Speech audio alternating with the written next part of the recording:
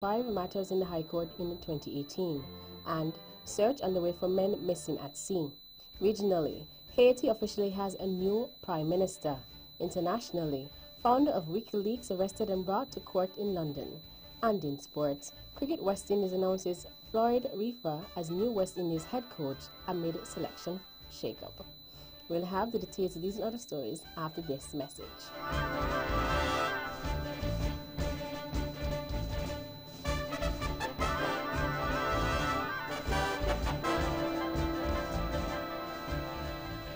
Another look. Different from how you've seen it before. Another look. Takes an in-depth look into business, politics, science, technology, religion, and more. Another look. Featuring documentaries from the BBC, regional features, and local ones too. Another look. Every Monday at 3 p.m. on the Eastern Caribbean's powerhouse, Vaughan.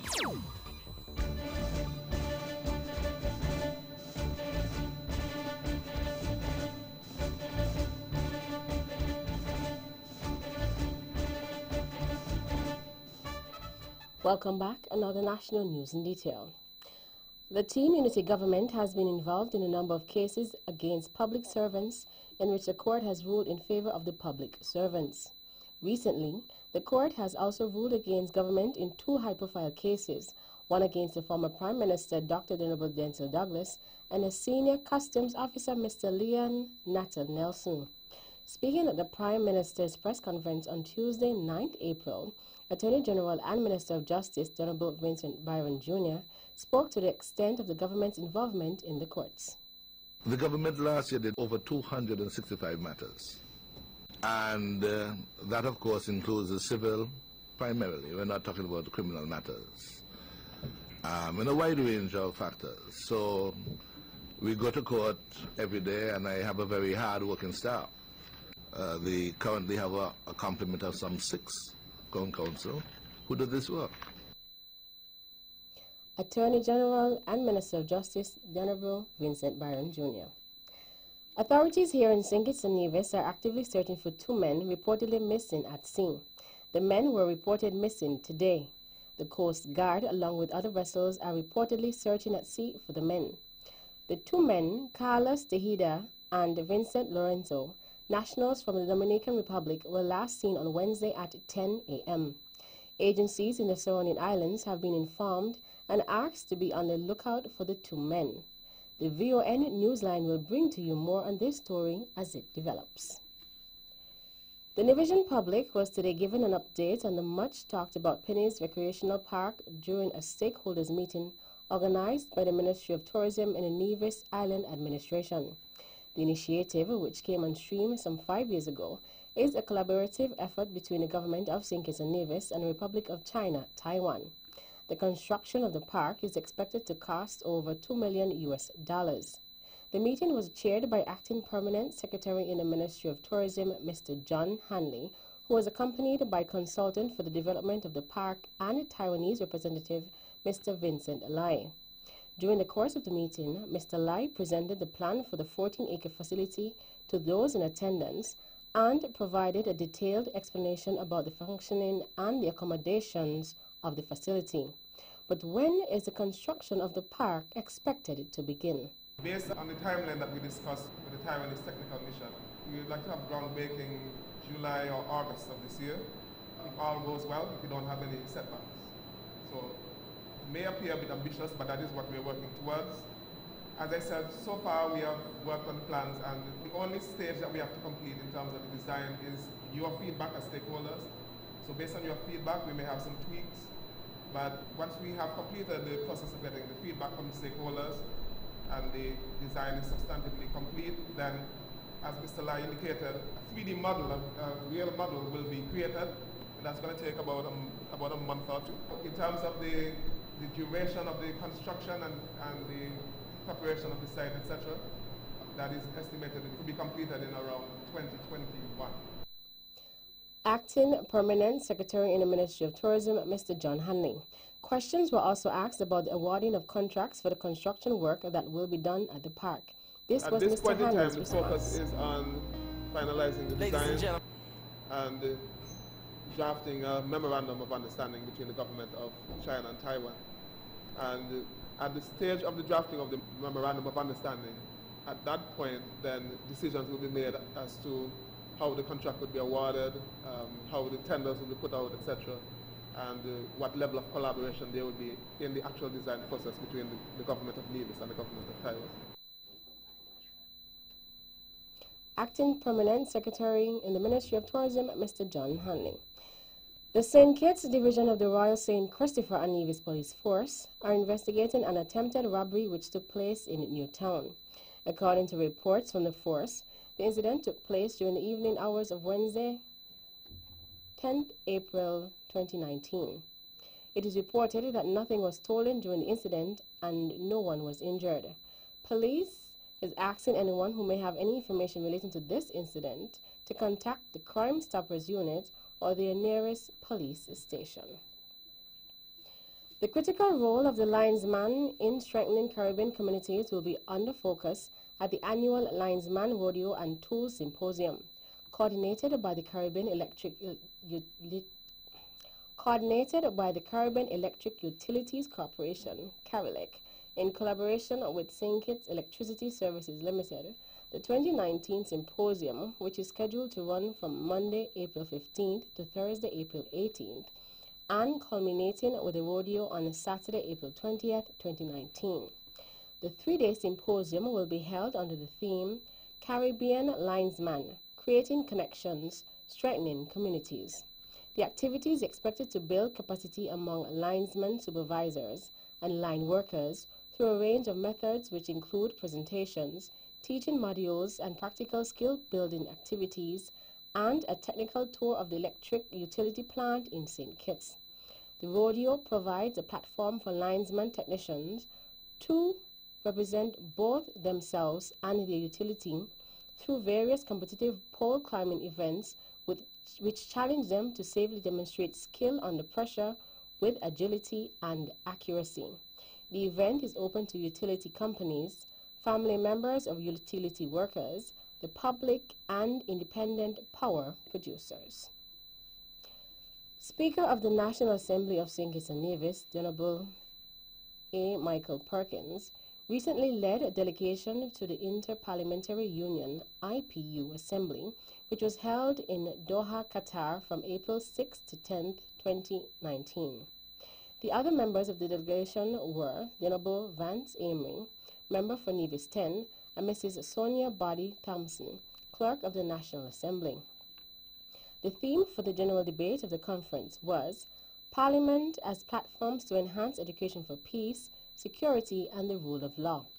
Over 2,200 delegates represented 162 national parliaments attended the assembly, including over 700 parliamentarians and some 80 speakers. The St. Kitts Nevis delegation attendance came as a result of an invitation extended to it by the Secretary General of the IPU, Mr. Martin Chanjong, and was fully funded by the Parliament of Qatar. As part of the activities held during the assembly, there were a bilateral meeting between Secretary General Chanjong and a Speakers Dialogue Forum, which had as its theme, Low Trust in a Democracy.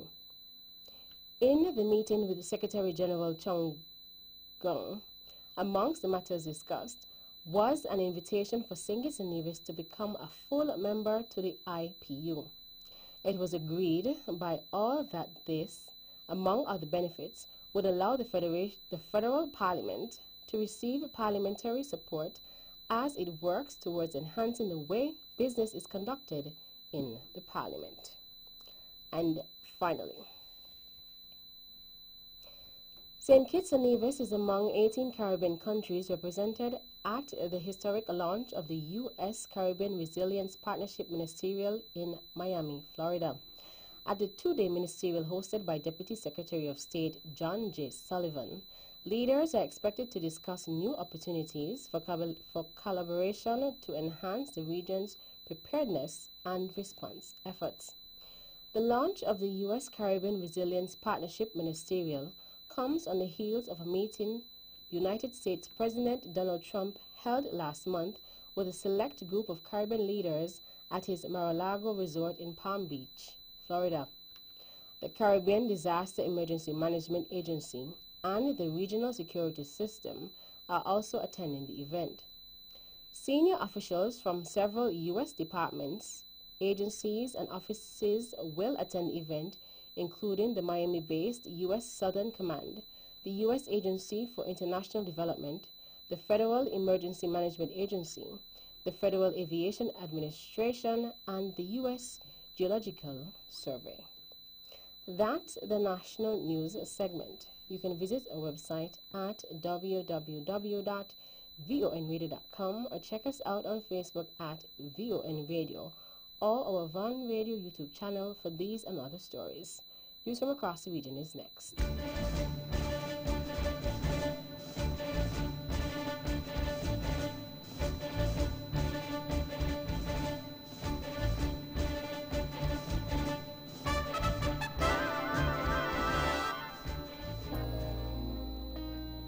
Ladies and gentlemen, this here's another one for the steppers. Swipe to win big in 2019.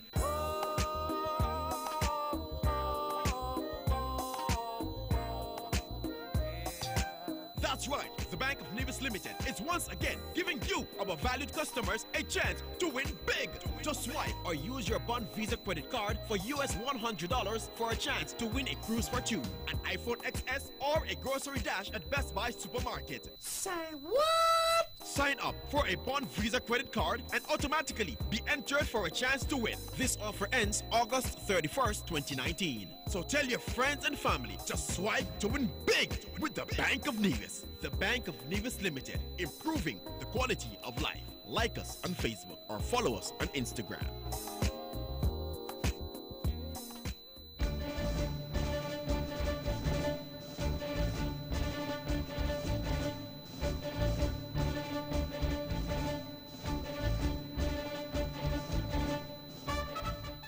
Welcome back, and of the regional news in detail.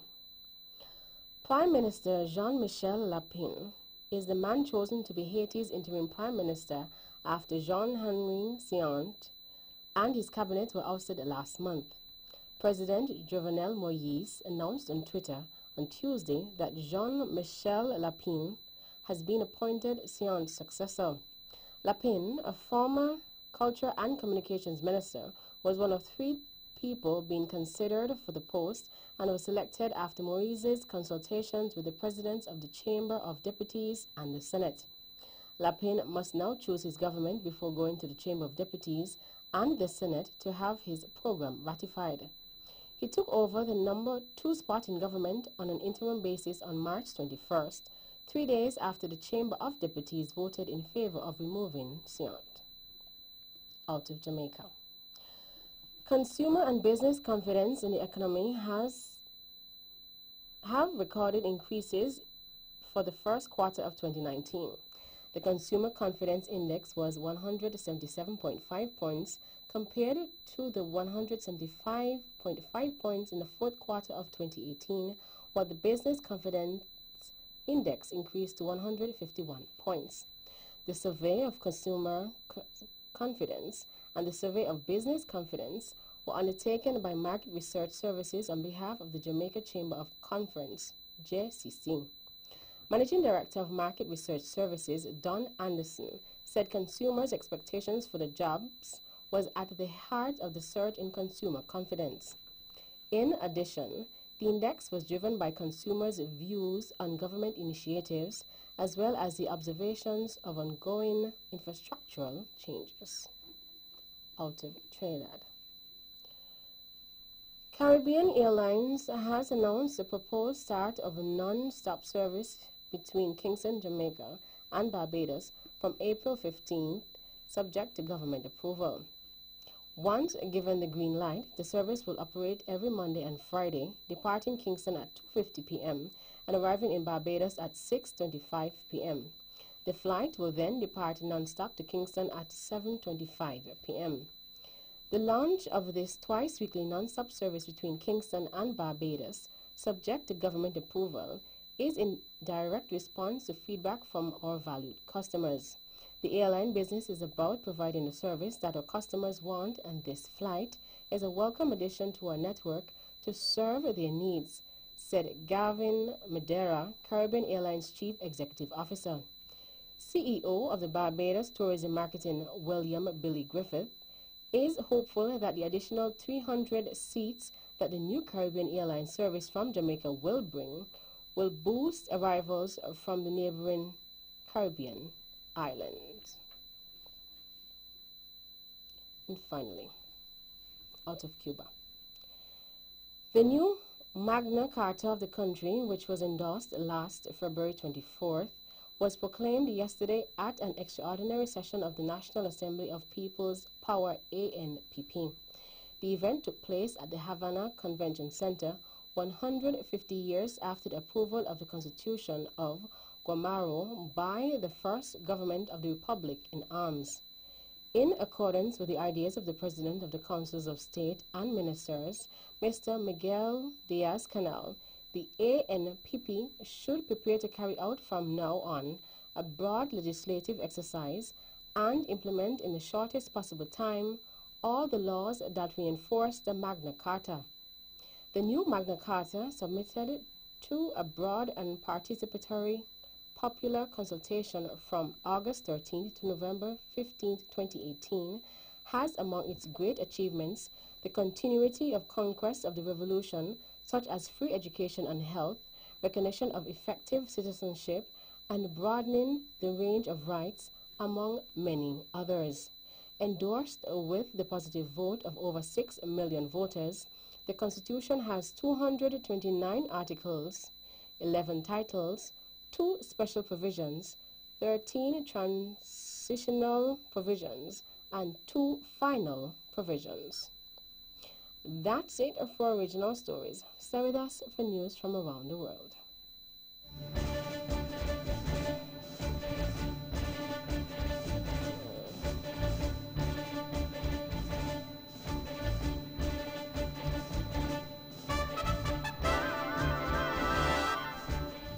Welcome back. Now the international news in detail. The founder of WikiLeaks, Julian Assange, has been brought to court in London nearly 7 years after claiming asylum in the Ecuadorian embassy there. Mr. Assange faces extradition to the United States, where he's wanted on charges of publishing stolen U.S. secrets in 2010.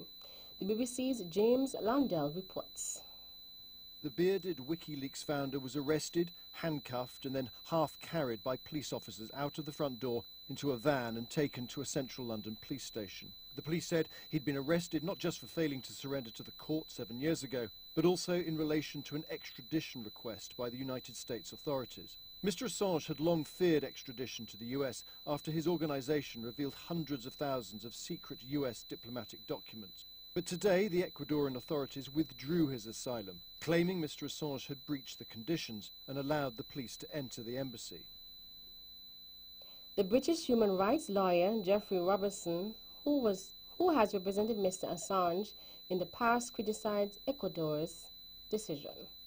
This is an utterly disgraceful and unprecedented act by Ecuador to give someone asylum for 7 years and then to hand them over. And as a result, it is a breach of international law. The international law of asylum will go down in asylum history as an outrage. The authorities in the Democratic Republic of Congo say 18 new confirmed Ebola cases were reported on Wednesday. This is the largest increase in a single day since the start of the outbreak last August. The BBC's Louise Duas reports. Over 300 suspected cases are currently being monitored, and since the start of the outbreak, the 10th in the country, there have been more than 1,000 confirmed cases and over 700 people have died. More than 90,000 have been vaccinated, but in recent weeks, a rising number of security incidents in the provinces of North Kivu and Ituri have severely restricted access to Ebola-affected communities. After nearly 30 years in power, Sudan's President Omar al-Bashir has been ousted and arrested, the defense minister says. Speaking on state TV, Awad bin Auf said the Army had decided to oversee a 2-year transitional period followed by elections. He also said a 3-month state of emergency was being put in place. Protests against Mr. Bashir, who has governed Sudan since 1989, have been underway for several months. The main group behind the demonstrations immediately rejected the military's statement and urged people to remain at a sit-in outside Army headquarters. And finally,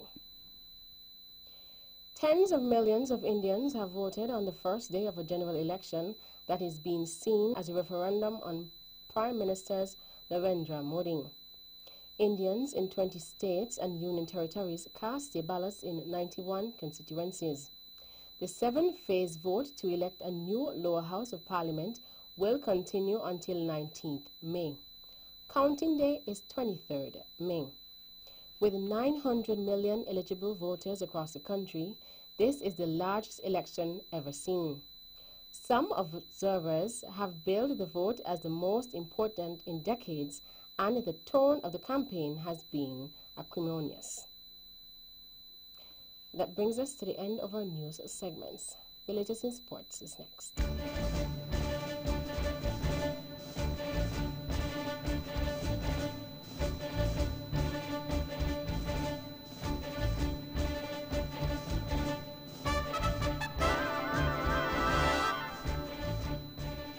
See you, John. Betty, how come you never tell me what's going on up at TDC? Well, I'm glad you asked because TDC Automotive has some awesome deals. Get the car a new spare tire for just $100 plus VAT. And they have selected tires for 30% off. And for the Jeep, if you buy a selected Goodyear tire, you can get a second one for just $99. Well. And not finished yet. They're offering up to 30% off selected Valvoline oils and universal car mats and a whopping 50% off Energix batteries. TDC Automotive not making no joke. I going up there now.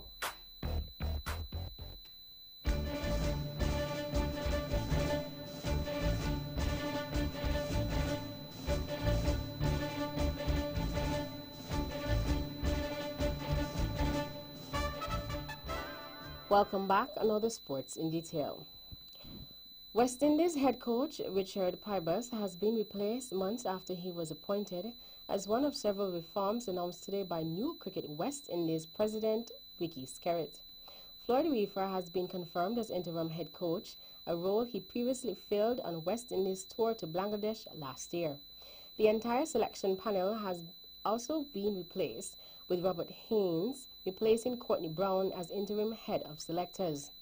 Skerritt also indicated that West Indies selection policy would change fundamentally, with some players who had been secretly but actively victimized in the past once again being available for selection.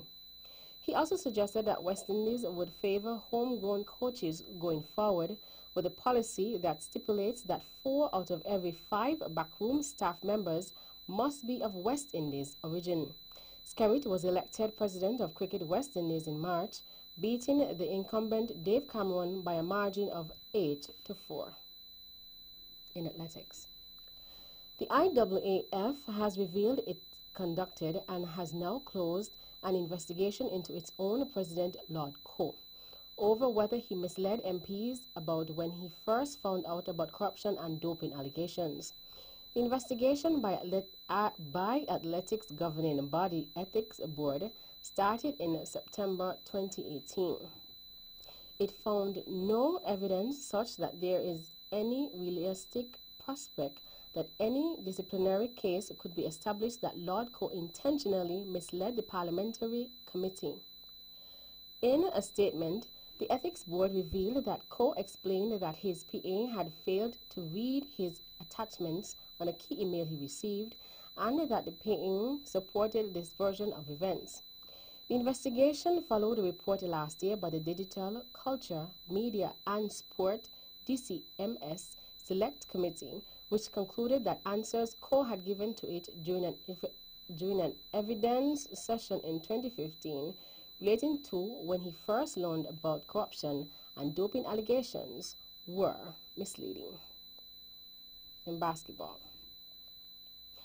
Luke Kennard scored 27 points, Reggie Jackson had 21, and Andre Drummond added 20 points and 18 rebounds as the Detroit Pistons locked up the Eastern Conference's final playoff spot with a 115-89 victory over the New York Knicks on Wednesday night. The Pistons will face the top-seeded Milwaukee Bucks in the opening round. Jackson scored 14 points and Drummond had 10 points and 7 rebounds in the first quarter as the Pistons never trailed and led by as many as 16 points. Neither Jackson nor Drummond played in the fourth quarter. Wayne Ellington added 12 points for the Pistons, who hadn't played the playoffs since the 2015-2016 season, the last time they finished over .500. Before, Detroit hadn't made the postseason since 2008 to 2009. John Jenkins led the Knicks with 16 points and Kadeem Allen added 13. Henry Ellenson scored 12 points and Michelle Robinson and Isaiah Hicks each had 11. And finally, Javon Carter scored a career-high 32 points, Justin Holiday added 22, and the Memphis Grizzlies beat the Golden State Warriors 132-117 on Wednesday night in a regular season finale for both teams in a game featuring plenty of reserves.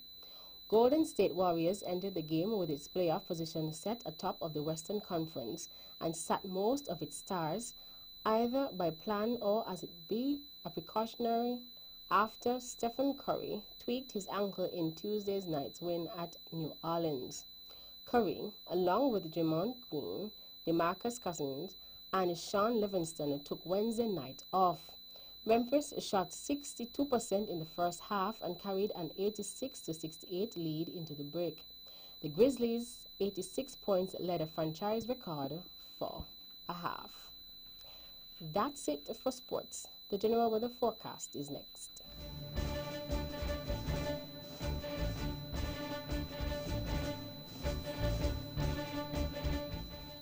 Welcome back, and now the local weather forecast for St. Kitts and Nevis. Weather tonight will be partly cloudy with a 30% or low chance of showers. Weather tomorrow will be partly sunny with a 30% or low chance of showers. Winds are southeast at 15 to 28 kilometers or 8 to 15 knots.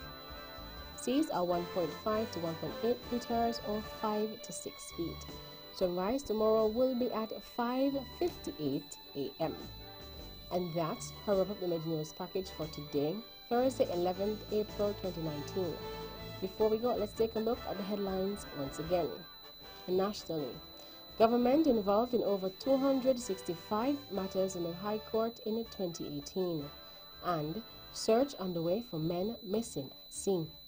Regionally, Haiti officially has a new prime minister. Internationally, founder of WikiLeaks arrested and brought to court in London.